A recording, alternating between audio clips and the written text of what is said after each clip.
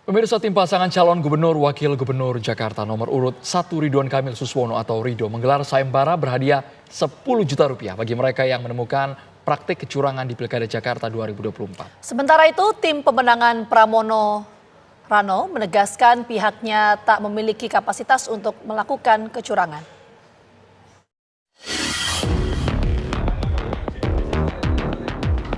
Tim pasangan calon gubernur wakil gubernur Jakarta nomor urut 1 Ridwan Kamil Suswono atau Rido menyebut ada sejumlah dugaan kecurangan yang dilakukan oleh lawan politiknya.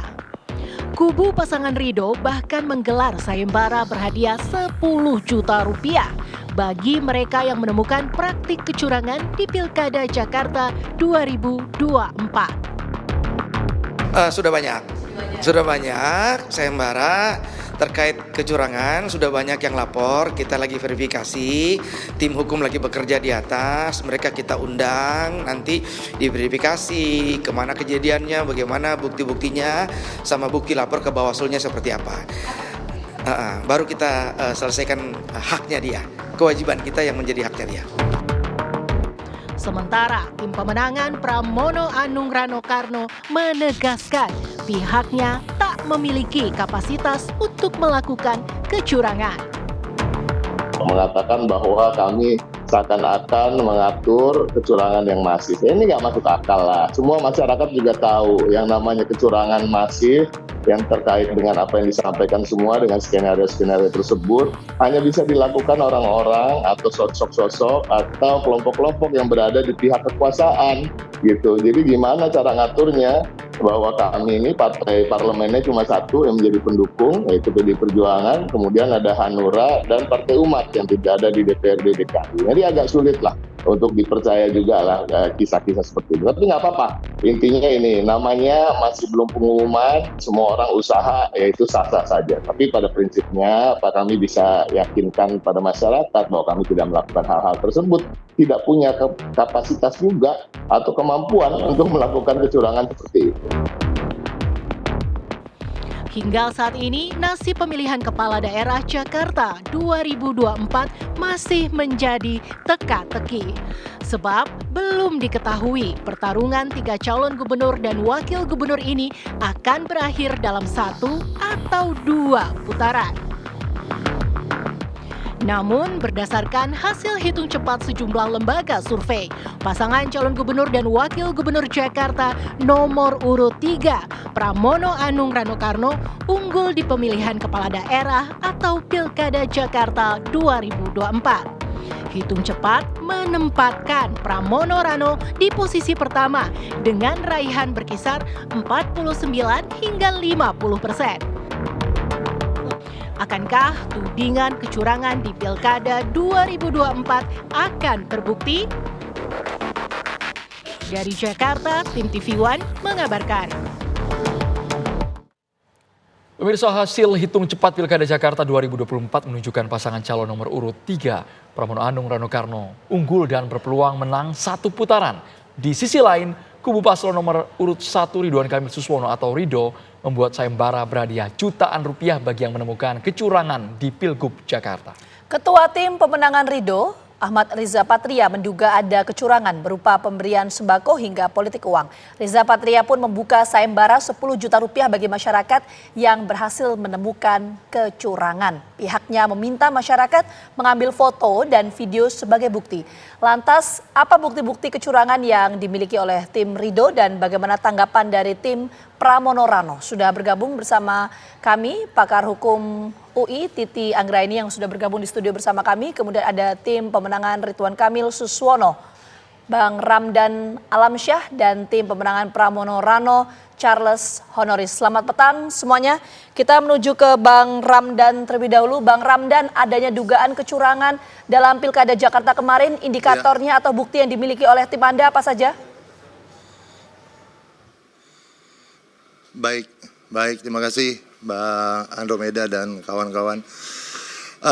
Jadi begini ya Mbak, Jakarta ini kan menjadi salah satu barometer keberhasilan pemilu di skala nasional. Tapi pada faktanya hari ini keikutsertaan daripada masyarakat itu jauh rendah, dan boleh dikatakan pemilu hari ini keikutsertaannya yang terburuk lah dari adanya pilkada langsung di Jakarta. Nah, kemudian melihat daripada itu, kami juga menelusuri apa sih penyebabnya, kan gitu. Salah satu indikasi kecurangan. Nah, salah satu indikasi kecurangan yang kami temui adalah ketika undangan C6 itu tidak diberikan secara masif seperti sebelum-sebelumnya.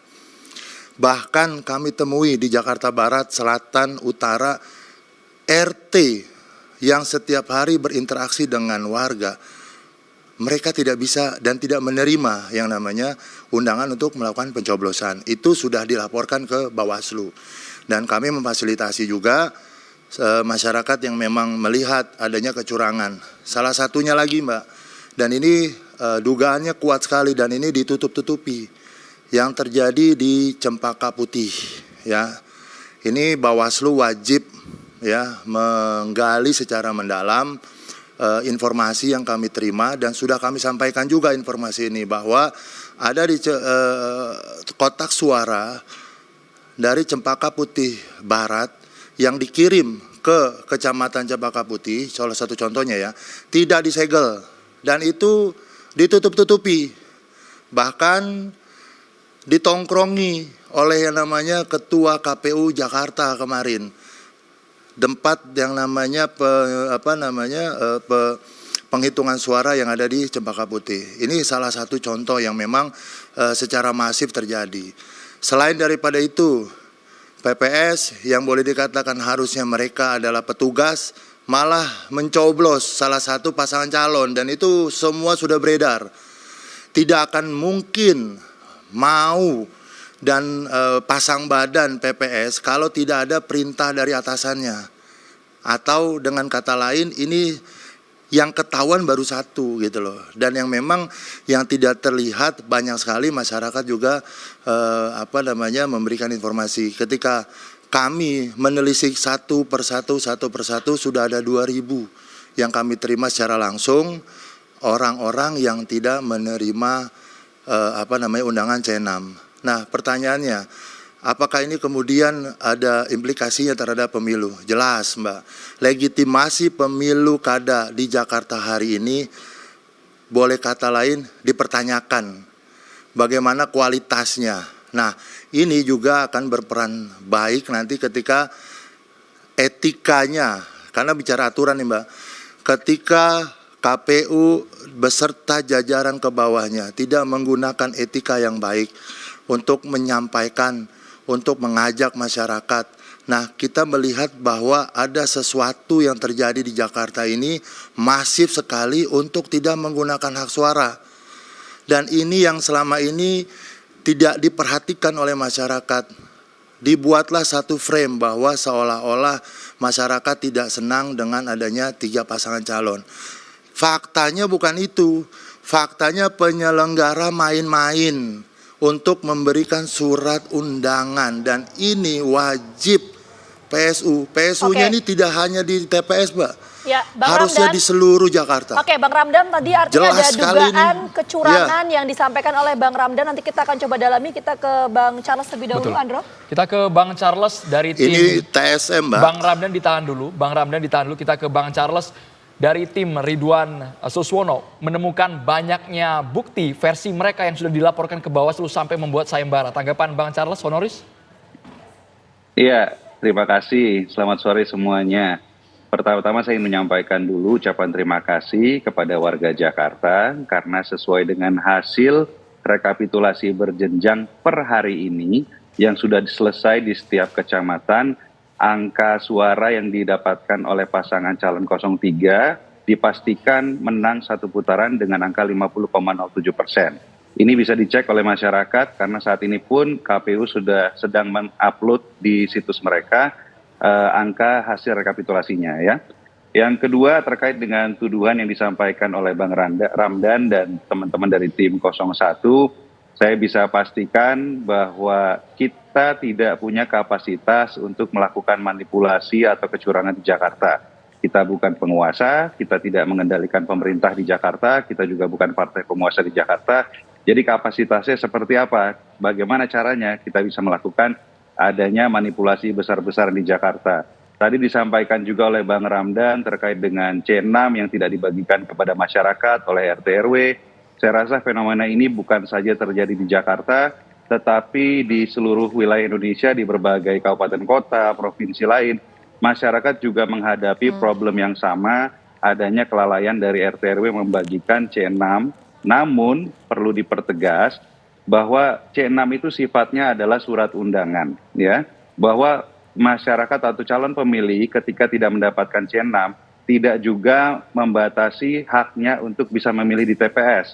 Masyarakat saat ini bisa mengecek melalui situs dari KPU, mengetahui TPS mana mereka bisa memilih dan bisa datang ke TPS untuk bisa memilih membawa KTP-nya asalkan yang bersangkutan terdaftar di TPS tersebut, ya. Bukan saja yang terdaftar, bahkan yang tidak terdaftar pun ya sudah ada caranya menggunakan C5 datang ke TPS sebagai pemilih tambahan setelah jam 12. Jadi kalau dikatakan ada masyarakat atau calon pemilih yang tidak mendapatkan C6 dan tidak bisa memilih, dan ini adalah suatu gerakan upaya manipulasi atau intervensi atau kecurangan, saya rasa ini sesuatu yang mengada-ada, dan tentunya kami kami merasa ini kan Indonesia dan negara hukum, ya. Kita punya berbagai mekanisme untuk menyelesaikan berbagai sengketa pemilu, ada Bawaslu, ada Gakumdu. Ya, kami persilakan saja teman-teman 01 untuk menyampaikan laporan kepada Bawaslu, dan kami akan menunggu ya bukti apa saja yang disampaikan, dan kami tentunya siap untuk menghadapinya di proses pilkada ini.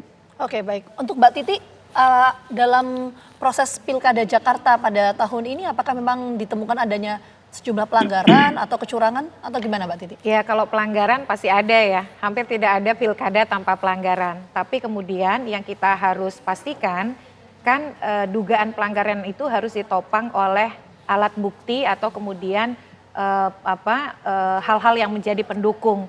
Pertama begini, kita punya institusi yang namanya pengawas pilkada, pengawas pemilihan yaitu Bawaslu beserta jajaran. Meski demikian masyarakat memang tetap ambil peran. Yang paling bisa sebenarnya menjadi garda terdepan dalam mencegah dan melaporkan pelanggaran itu adalah tim pasangan calon. Karena mereka punya infrastruktur sampai ke TPS yang namanya saksi. Menyelenggarakan sayembara satu sisi bagus, tapi ini juga sebenarnya menjadi evaluasi bagi tim paslon. Di mana tim paslon selama ini, apalagi kemudian misalnya partai politik pendukungnya besar. Mengapa sampai harus melibatkan masyarakat untuk menemukan kecurangan? Apakah struktur politik yang ada sebagai pengusung pasangan calon tidak cukup memadai untuk menemukan itu langsung? Nah, itu yang pertama. Yang kedua, sejauh mana tim dari pasangan calon juga sudah bekerja untuk melakukan pengawasan dalam proses pelaksanaan tahapan dan melaporkan dugaan pelanggaran yang didapati. Jadi tadi contoh ya soal tidak mendapatkan formulir pemberitahuan. C6 ya. Nah, itu sebenarnya tidak menjadi penghambat untuk menggunakan hak pilih. Kalau bisa digunakan, ternyata ada kesengajaan untuk tidak mendistribusikan, jelas itu pelanggaran. Kalau kesengajaan tidak mendistribusikan. Yang kedua, dampak yang dirasakan pemilih ketika dia tidak menerima, apakah itu diikuti dengan misalnya tidak menggunakan hak pilih. Itu semua harus dibuktikan, begitu harus ada kemudian laporannya dan seterusnya. Paling penting adalah ini bukan sekedar sayembara, tapi kita ingin bagaimana setiap pelanggaran itu mendapat efek jerah. Mbak Titi, maksud kami apakah butuh bukti yang sangat masif agar bisa menganulir hasil yang sudah keluar yang harus ditemukan oleh 01? Ya. Kalau soal pelanggaran ini satu sisi bukan soal masif atau tidak. Setiap pelanggaran tentu harus kita tindak dan mendapatkan efek jerah. Tapi kalau ingin misalnya mengubah apakah dampak terhadap pemungutan suara ulang di Mahkamah Konstitusi dan lain sebagainya harus berpengaruh terhadap perolehan suara yang bisa berdampak, karena ini selisihnya agak besar ya, pada masuk ke putaran kedua. Jadi itu yang kemudian memang harus dibuktikan, tidak bisa misalnya kasus yang sporadik kemudian berdampak pada perintah pemungutan suara ulang. Dia harus betul-betul berdampak yang disebut dengan terstruktur, sistematis dan masif yang mempengaruhi perolehan suara sehingga mengubah konstelasi apakah pilkada akan berlangsung 1 putaran atau 2 putaran untuk saat ini. Oke, jadi yang harus dibuktikan adalah apakah dugaan pelanggaran ini bisa berpengaruh terhadap perolehan suara dalam pilkada. Ini menarik, saya mau menuju ke Bang Ramdan dulu. Bang Ramdan, tadi ada beberapa indikator dugaan kecurangan yang disampaikan oleh Bang Ramdan ini, buktinya apa Bang? Berupa dokumenkah atau apa? Spesifiknya? Jadi begini ya. Yang namanya tadi kecurangan dan pelanggaran itu kan tidak spesifik satu case. Artinya banyak. Nah, yang kami sangat soroti hari ini kan juga informasi yang kami dapat setelahnya ada sayembara, Mbak. Apa itu yang kami dapat? Secara masif, terstruktur. Bahasa terstruktur adalah hampir di seluruh TPS, Mbak. Ada yang namanya surat undangan tidak diberikan oleh penyelenggara. Kurang bagaimana lagi tuh, hampir di seluruh TPS. Ini ada yang namanya C6 tidak diberikan. Tersistem, terstruktur, sistematis. Ya, sistematis. Kenapa? Yang memegang itu adalah orang-orang yang memang punya kekuasaan. Dalam orang ini bisa diundang atau tidak. Mampu dia berjalan, tapi dia tidak mau jalan. Atau dengan kata lain, ya, poin soal TSM ini harus dijelaskan secara lengkap dan mendalam. Sesaat lagi kita harus jeda dulu Bang Ramdan, hanya di Kabar Petang pemirsa.